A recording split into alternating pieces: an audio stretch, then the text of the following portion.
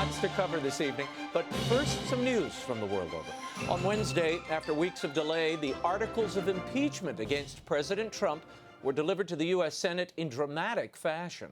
The articles were processed across the U.S. Capitol by the House clerk, flanked by 7 impeachment managers appointed by Speaker Nancy Pelosi, among them Congressman Adam Schiff and Gerald Nadler.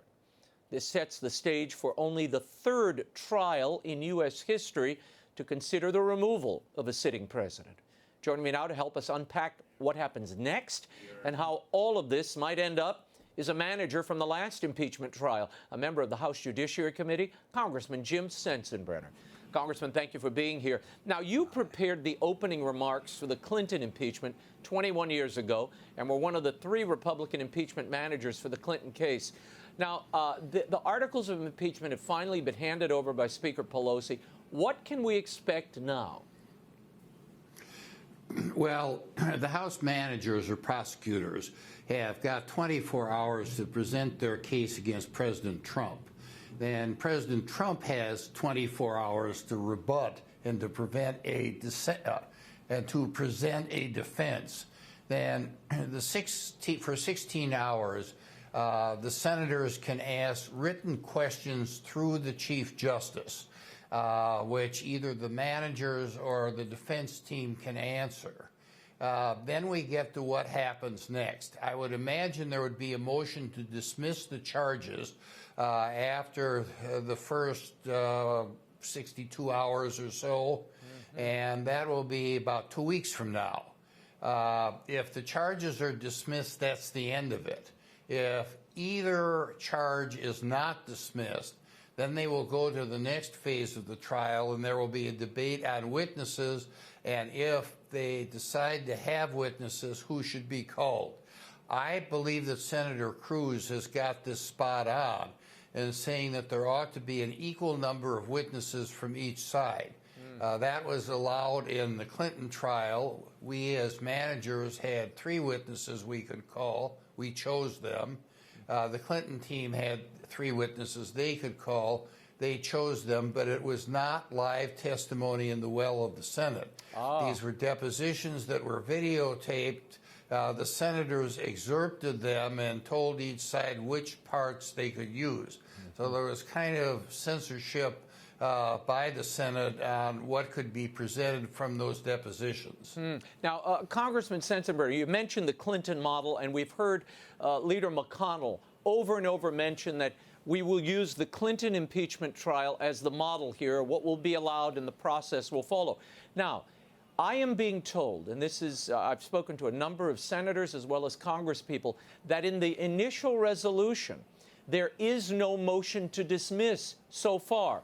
Was that part of the Clinton model, where there was a motion to dismiss the charges at the start of the trial?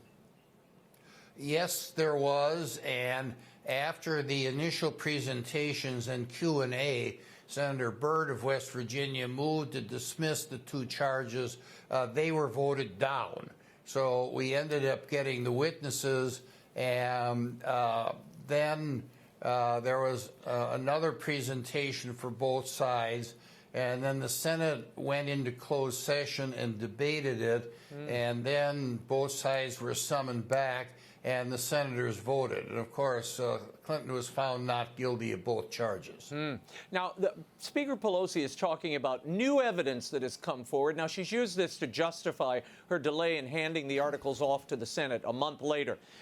She's referring to last Tuesday, when it was announced that phone records and other documents provided by a Florida businessman, Lev Parnas, an associate of Trump's personal attorney, Rudy Giuliani, would be included in the case against President Trump.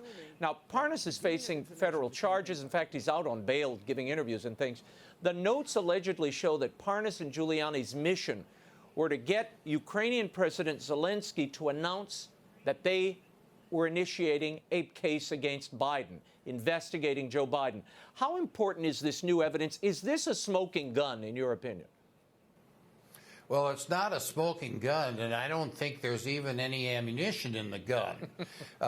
If Pelosi wanted to wait for new evidence to come up, she should not have rushed through the articles of impeachment through the House before Christmas.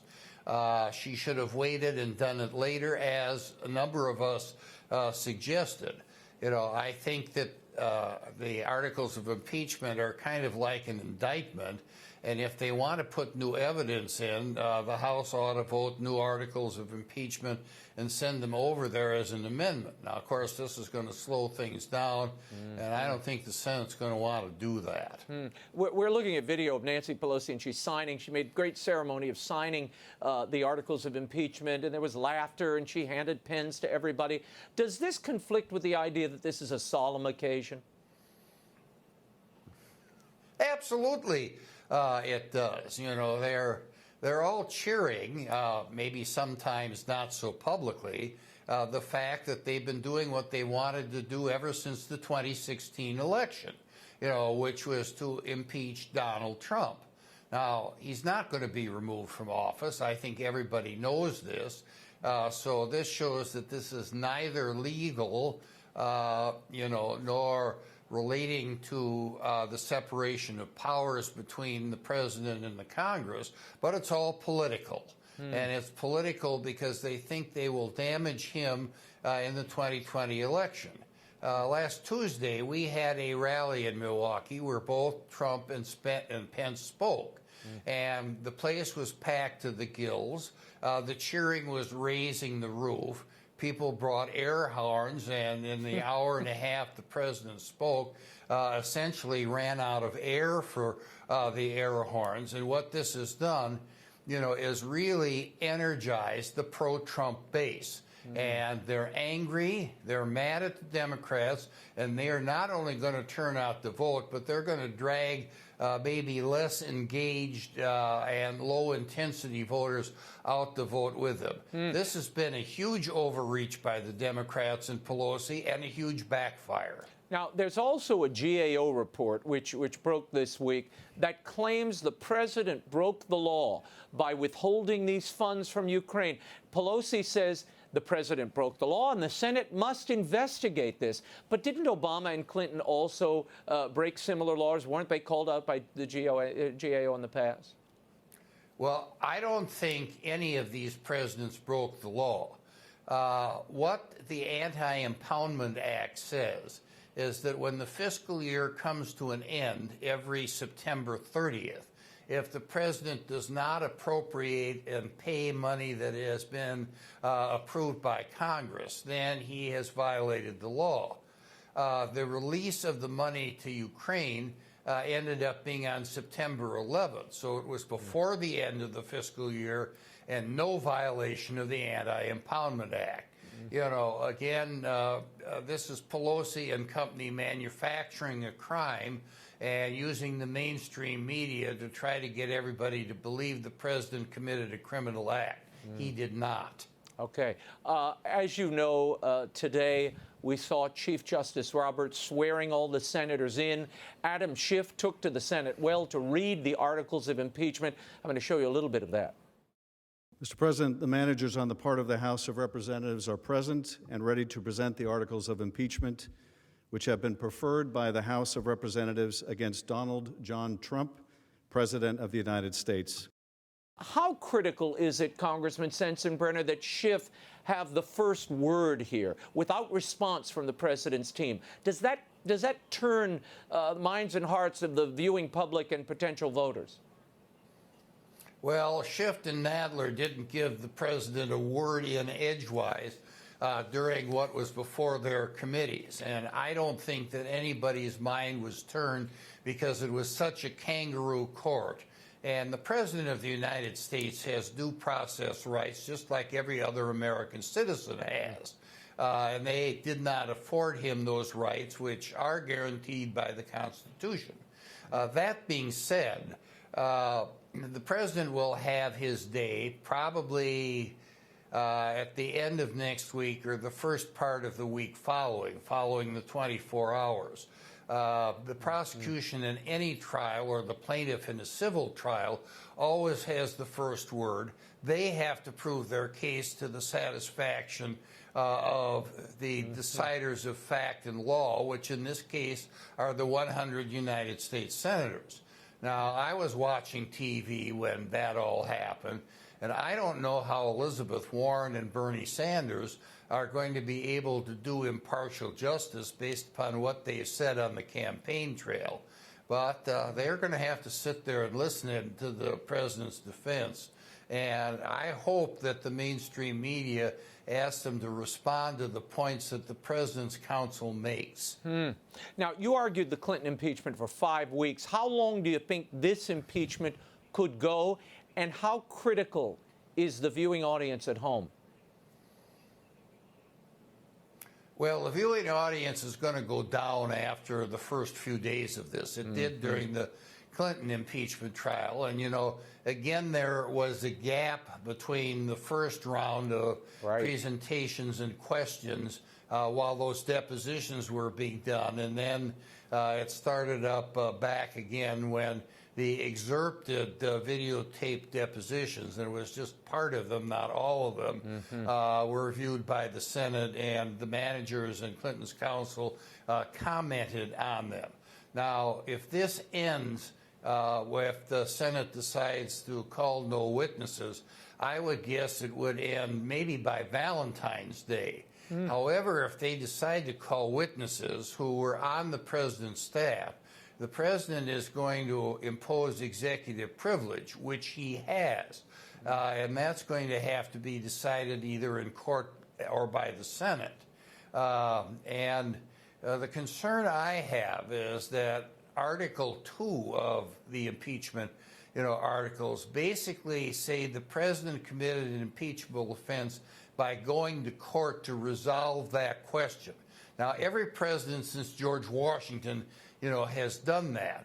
And what this will do, number one, is completely blow apart the separation of powers, which is an important way of preventing tyranny by any branch of government, including Congress, I would add.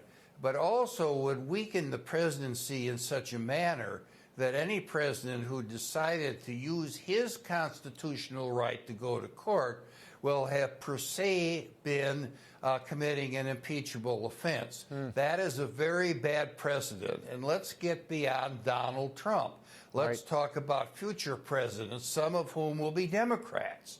And, do they really want that if a Republican Congress ends up subpoenaing executive branch officials, those that work in the White House, to come and testify about confidential conversations they thought they had with the president himself or his chief of staff? This is just an awful precedent and, result in more impeachments, more star chambers, more kangaroo courts, and more division of the American people, like this impeachment has done. Yeah, no, the weaponization of all of this, of the impeachment process, I just fear we're going to have every president that comes forward, the opposing party, should they be in power, will drag him through an impeachment investigation and trial. And if they have the votes, they'll do what we saw here. They'll force it through. The people be damned. Very quickly, Congressman Sensenbrenner, we saw the president sign a major pact this week between China and the United States. A big trade deal, certainly important to people in your region of the United States, farmers. Were you concerned that human rights, religious rights, really haven't been raised in these conversations, despite the concessions the president has gotten on intellectual rights and taking over of corporations, et cetera? Is that a missing link here? Well, it probably does not have to do with trade and tariffs. The Chinese are terrible abusers of religious and human rights. Tibet is one example. The Muslim Uyghurs in the western part of China, are another example.